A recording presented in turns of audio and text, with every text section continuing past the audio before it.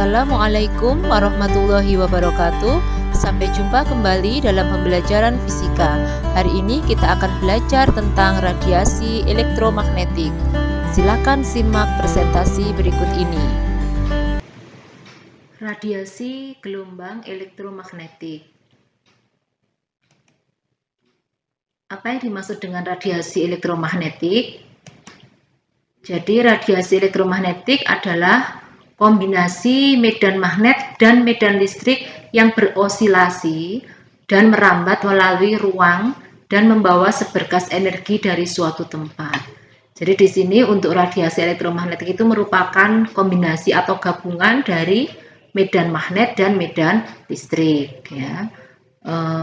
Medan magnet dan medan listrik ini berosilasi dan merambat melalui ruang, membawa seberkas energi dari suatu tempat. Kemudian apa yang dimaksud dengan gelombang elektromagnetik? Jadi gelombang elektromagnetik adalah gelombang yang tidak membutuhkan medium untuk merambat. Nah, gelombang elektromagnetik ini adalah suatu bentuk dari radiasi elektromagnetik, di mana gelombang elektromagnetik ini dalam perambatannya tidak butuh medium, baik itu medium padat, cair, dan gas.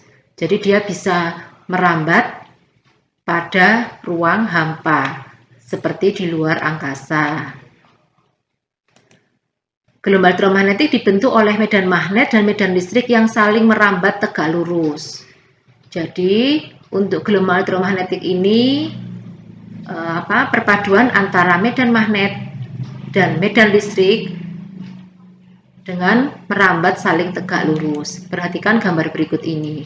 Nah, pada gambar berikut ini bisa kita lihat untuk gelombang yang arahnya searah sumbu Y positif dan negatif ini adalah arah dari medan listrik atau disimbolkan dengan E. Sedangkan untuk arah sumbu Z positif maupun sumbu Z negatif ini adalah arah dari medan magnet atau disebut dengan B, disimbolkan dengan B. Jadi antara medan listrik dengan medan magnet ini bergerak saling tegak lurus dan tegak lurus juga terhadap arah perambatannya. Arah perambatannya adalah searah sumbu X.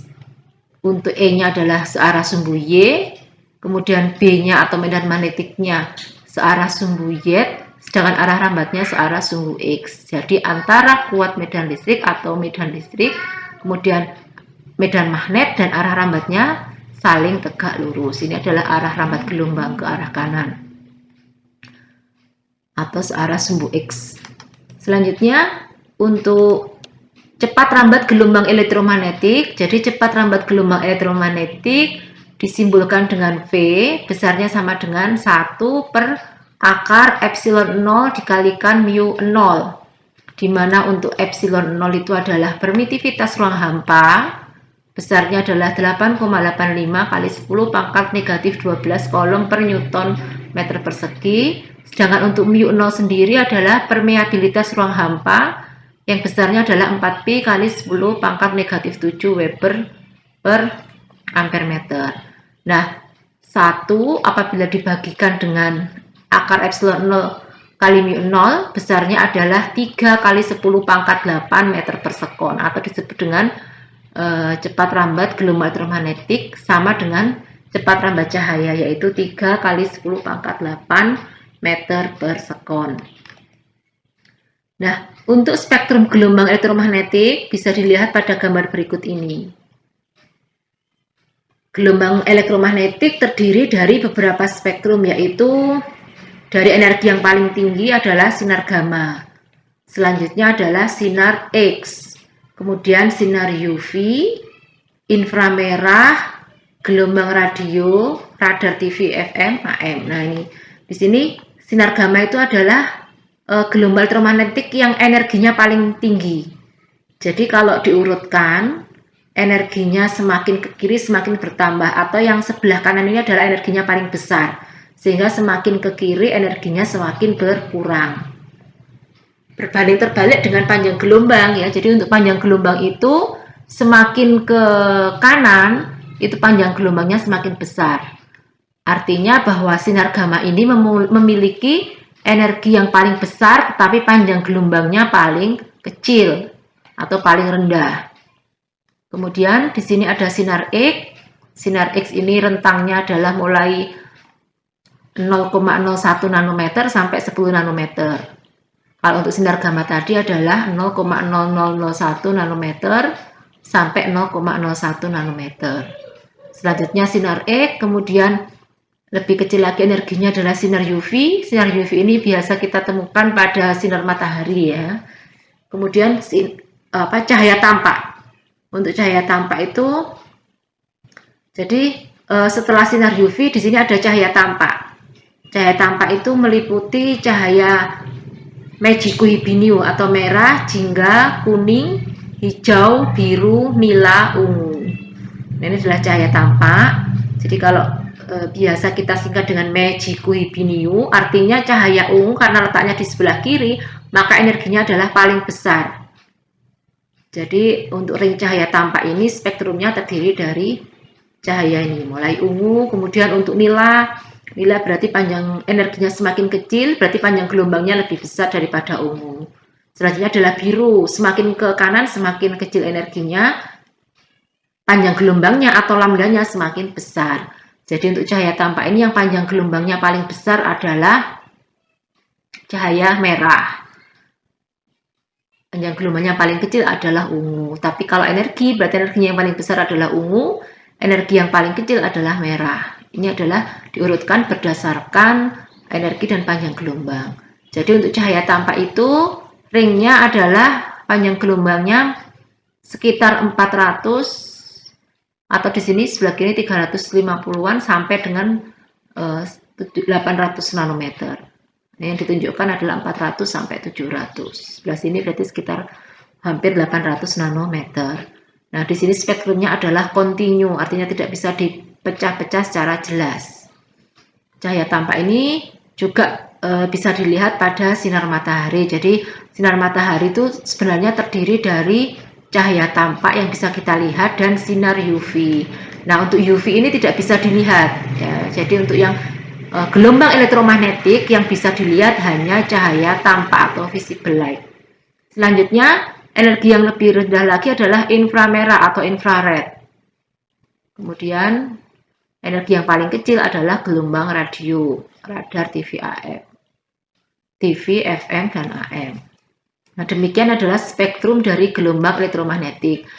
Seringkali pada soal-soal ujian itu disuruh mengurutkan energi yang paling besar sampai paling kecil atau panjang gelombang yang besar ke kecil atau kecil ke besar sebaliknya. Jadi anak-anak harus paham urutan dari spektrum gelombang elektromagnetik dan harus hafal urutannya.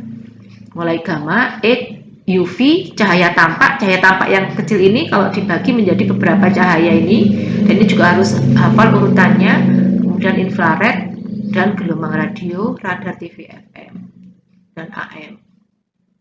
Selanjutnya adalah manfaat radiasi elektromagnetik. Yang pertama adalah sinar gamma yang energinya paling besar.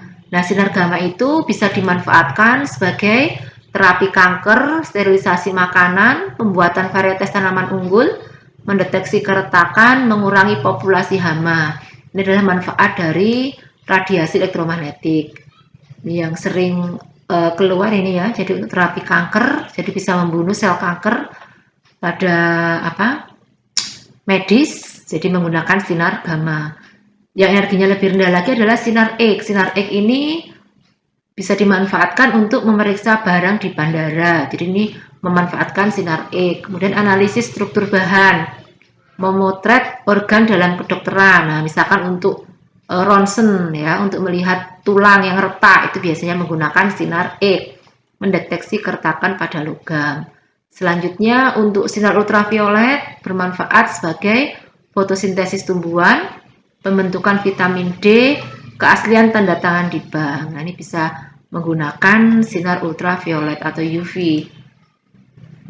Kemudian untuk cahaya tampak membantu penglihatan mata karena untuk satu-satunya radiasi elektromagnetik yang bisa dilihat adalah cahaya tampak ini. Jadi bisa membantu penglihatan mata dan fototerapi. Fototerapi itu biasanya digunakan di rumah sakit untuk menyinari bayi yang baru lahir.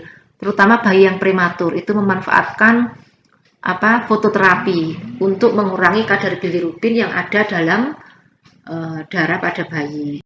Selanjutnya, untuk manfaat radiasi elektromagnetik berikutnya yaitu gelombang inframerah atau infrared.